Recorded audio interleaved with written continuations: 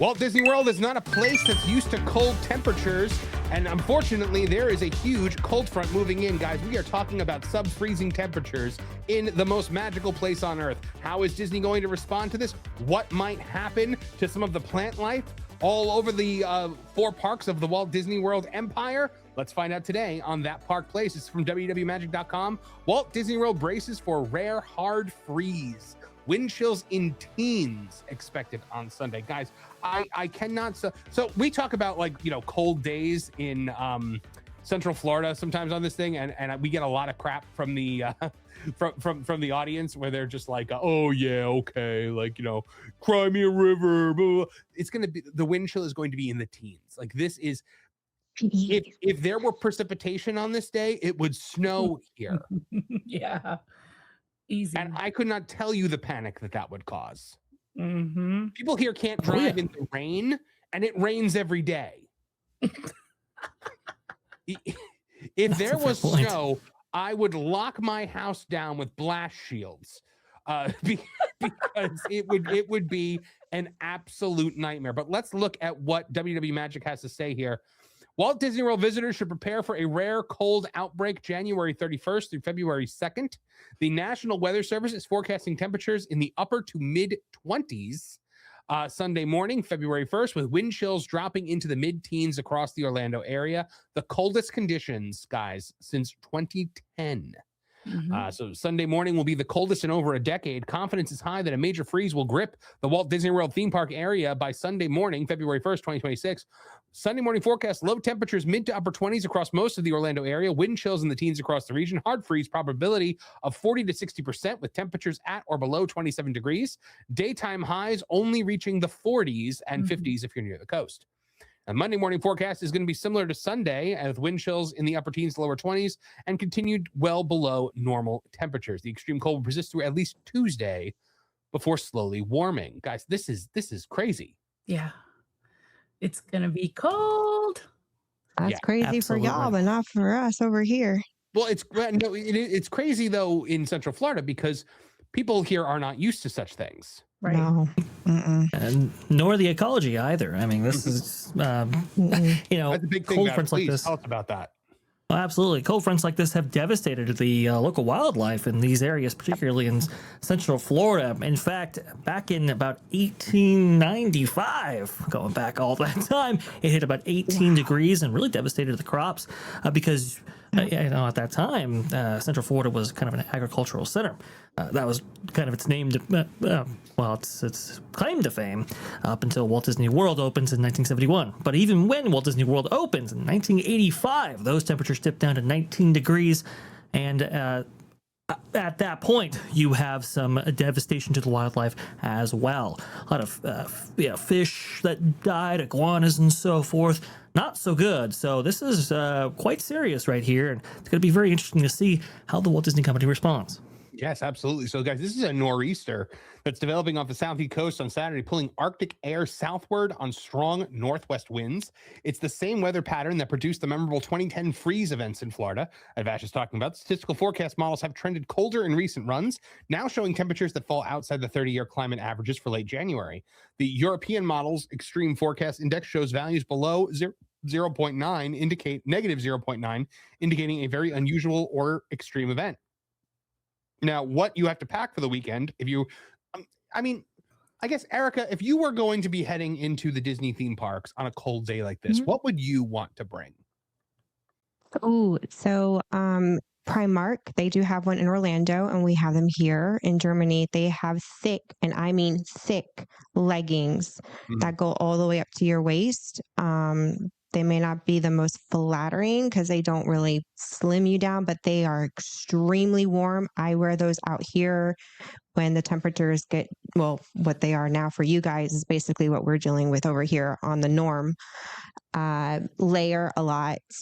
Get those puffer jackets. I would bring a coat that goes down to your knees because the cold is going to hit you in the thighs and the legs first and then go up.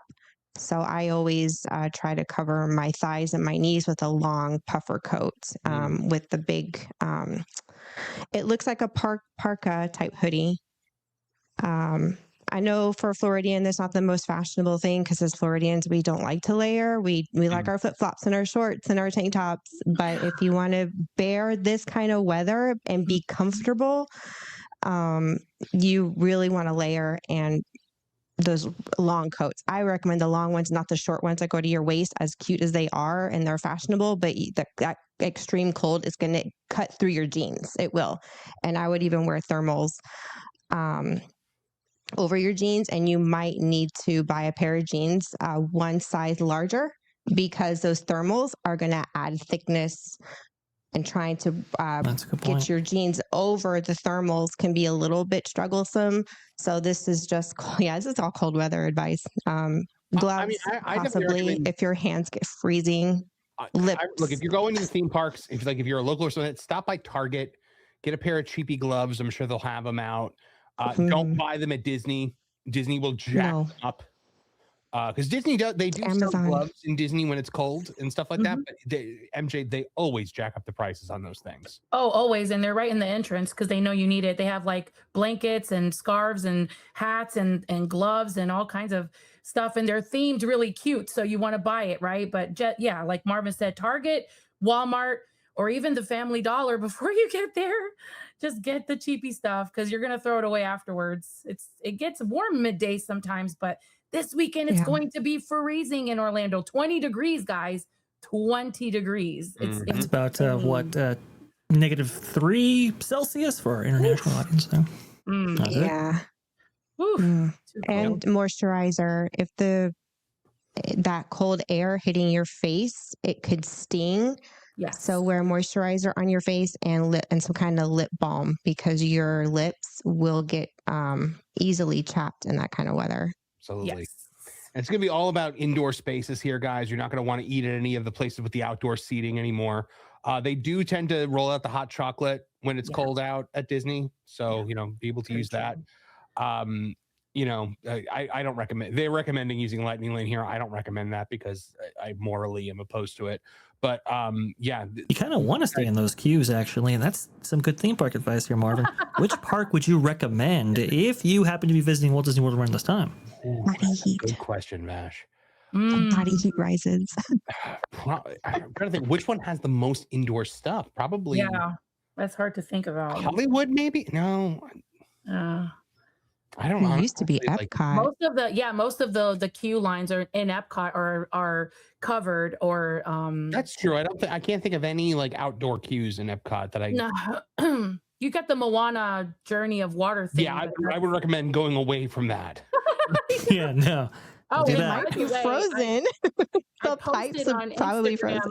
All the closures. So if you guys are planning on coming down during this cold weather and you think you're going to hit the water parks, I posted on Instagram all of the different closures for the different water parks in the area. So please take a look at that if you can, because those water parks are going to close for the freeze. Most of them are not available. Just saying, just letting you guys know.